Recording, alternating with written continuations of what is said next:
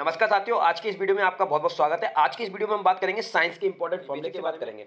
सबसे पहले हम बात करेंगे दर्पण सूत्र यानी कि मिरर फॉर्मूला। इसका सूत्र होता है 1/f = 1/v + 1/u। यहाँ पर u का मतलब होता है वस्तु की दूरी, v का मतलब होता है पृथ्वी की दूरी, f का मतलब होता है फोकस दूरी। यदि आपको u पता है, v पता है तो आप f की गणना कर सकते हैं। यहाँ पर थंब रूल आपको ये याद रखना है, भले उत्तल दर्पण हो चाहे अवतल दर्पण हो, सेम फॉर्मूला आप लगेंगे। थंब रूल यहाँ पर ये याद रखना है आपको, अगर अवतल दर्पण है तो सारी दूरी आपको ऋणात्मक लेनी है, और उत्तल दर्पण है तो वस्तु की दूरी को छोड़कर सारी दूरी आपको कैसे लेनी है, धनात्मक लेनी है। वस्तु की दूरी को छोड़कर सारी कैसे लेनी है, धनात्मक।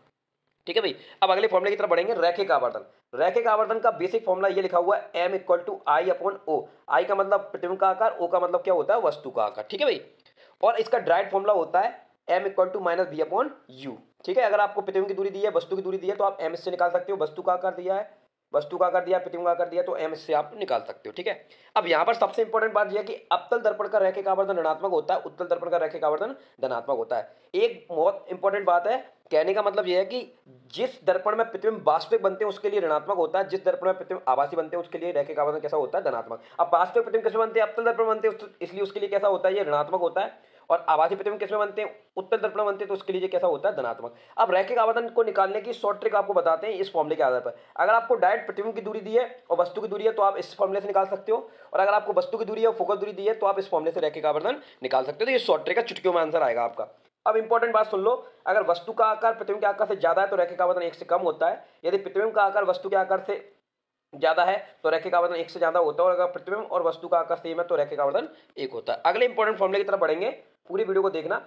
वक्रता त्रिज्या r बराबर क्या होता है, 2f, यानी कि वक्रता त्रिज्या जो होती है फोकस दूरी की दुगनी होती है। तो यहाँ से फोकस दूरी क्या होती है, वक्रता त्रिज्या की आधी होती है। उत्तल दर्पण हो चाहे अवतल दर्पण हो, दोनों के लिए सेम फॉर्मूला रहेगा। बस याद रखना, उत्तल दर्पण के लिए ये धनात्मक होती है और अवतल दर्पण के लिए कैसी होती है, ये ऋणात्मक होती है। ठीक है भाई। चलिए अब अगला सूत्र आता है लेंस फॉर्मूला। लेंस फॉर्मूले में 1/f = 1/v - 1/u। यहाँ पर माइनस होता है ना कि प्लस, ध्यान रखिएगा। ठीक है। इसमें f का मतलब फोकस दूरी, v का मतलब प्रतिबिंब की दूरी, u का मतलब वस्तु की दूरी।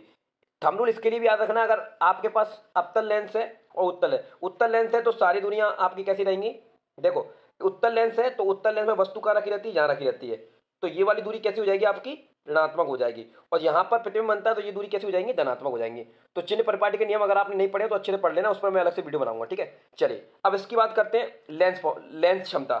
लेंस क्षमता का सूत्र क्या होता है, P = 1/f होता है। चलिए, और इसका मात्रक डायप्टर होता है, आपको पता होगा लेंस क्षमता का मात्रक क्या होता है, डायप्टर होता है। चलिए अब बात करते हैं ओम्स लॉ। ओम्स लॉ का फॉर्मूला होता है v = I × R, और यहाँ से I का मान निकालोगे तो v/R, और R का निकालोगे तो v/I।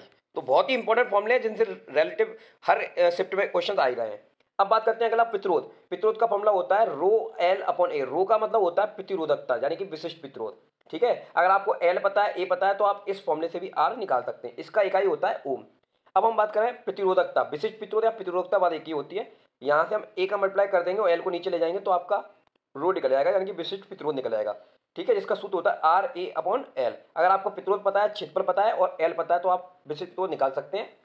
इसकी इकाई होती है ओम × मीटर। और ये किसका गुण होता है, जो पदार्थ के गुण, ये पदार्थ का गुण होता है। ये किसका गुण होता है, पदार्थ का। तो पदार्थ बदलने से प्रतिरोधकता बदलती है। ठीक है। तो पदार्थ की प्रकृति में निर्भर करती है, ये याद रखिएगा इसके बारे में।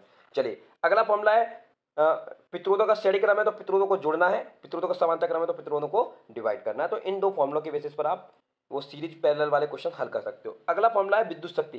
विद्युत शक्ति बराबर क्या होता है, P = V × I। अगर वोल्टेज दिया है, करंट दिया है, डायरेक्ट क्वेश्चन आपको मिल रहे हैं इस फॉर्मूले पर आधारित। अगला फॉर्मूला है P = V²/R, और अगला फॉर्मूला है P = I² × R। अगर आपको धारा पता है, प्रतिरोध पता है तो इससे पावर निकाल लो, वोल्टेज पता है, प्रतिरोध पता है तो इससे निकाल लो। अब अगला इंपॉर्टेंट फॉर्मूला आ रहा है आपका, ये ऊष्मा कि कितना एनर्जी लॉस हुआ, तो उसको निकालने का फॉर्मूला होता है I²RT। तो ये सारे बहुत महत्वपूर्ण फॉर्मूले हैं जिनसे संबंधित हर शिफ्ट में क्वेश्चन पूछे जा रहे हैं, तो इनको अच्छे से तैयार कर लेना। इनका PDF आपको मैं टेलीग्राम पर प्रोवाइड करा दूंगा, उसका लिंक इसी वीडियो के डिस्क्रिप्शन में आपको मिल जाएगा। वीडियो कैसी लगी, वीडियो को लाइक जो कर देना, और चैनल पर नए हो तो चैनल को सब्सक्राइब कर देना। जय हिंद, जय भारत।